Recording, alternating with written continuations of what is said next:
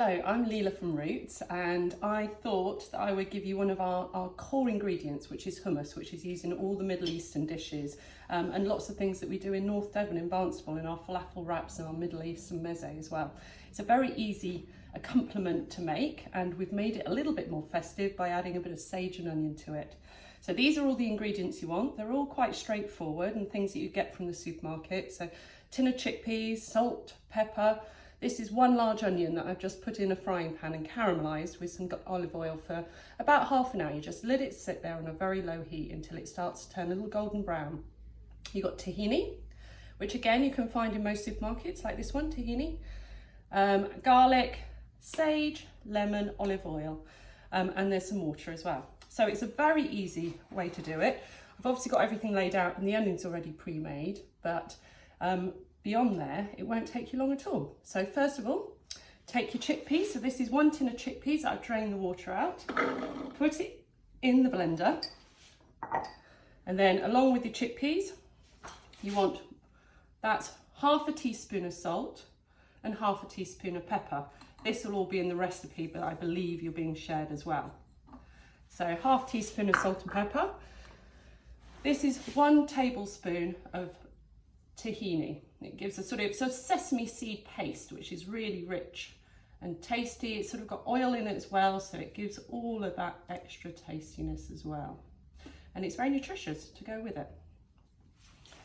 So you've got your, and then this is 1 large onion, which I've caramelised, as I said. That'll be really tasty and give a really sort of rich flavour to it all and give a slight difference to your standard hummus that you buy. So in addition to that, we want to have 1 tablespoon of lemon juice.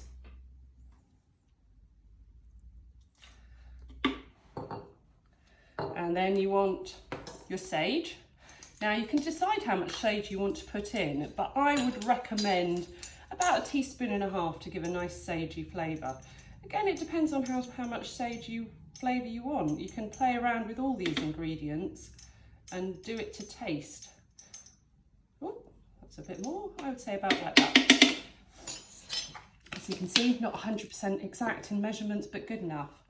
Then you need a tablespoon of olive oil. You can use vegetable oil, sort of sunflower oil or something as well if you want it to be a little lighter, but the richness of an extra virgin olive oil is really yummy. And then the final one, or 2 final ones, is I put a bit of water so it doesn't actually get too thick, and that's 2 tablespoons of water. Again, you can test it, you can do it without and then add the water as you go to get to the consistency or thickness that you want. You can decide how chunky you want it by how long you buzz it as well. And so the last little ingredient is 1 clove of garlic. Again, this is optional. I think it adds a tasty element, it's quite traditional to it, but you don't have to put it in at all. So in a little garlic press, in it goes.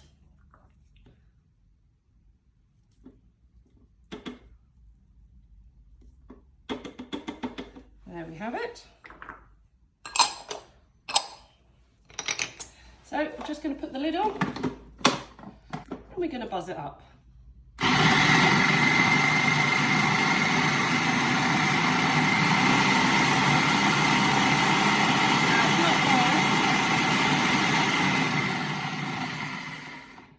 It depends on your food processor to how much you have.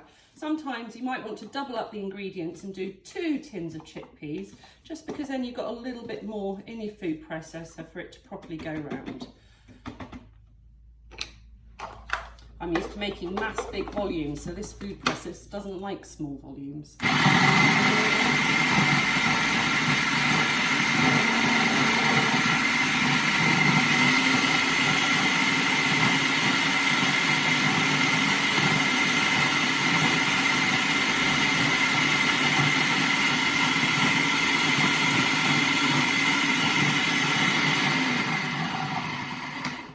Just see if that's ready. I'm going to give it a quick check. I'd say it's almost there, to be honest. I would almost say that was a little bit thick still, so I would potentially add a little bit more water. I'm just going to get a little bit more water.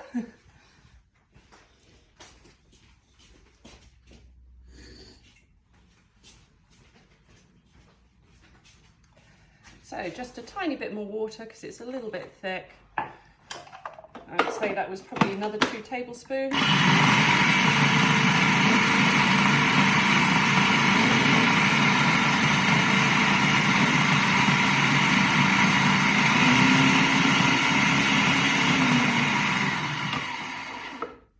And there we have it.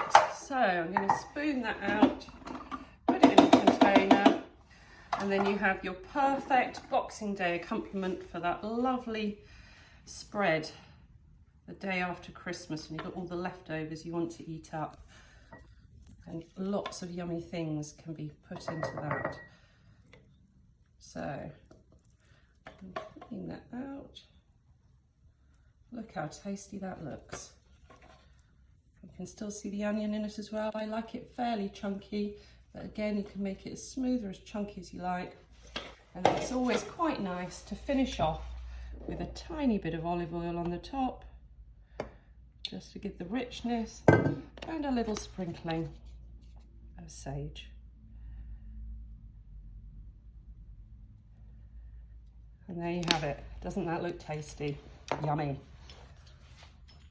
I hope you enjoy making it.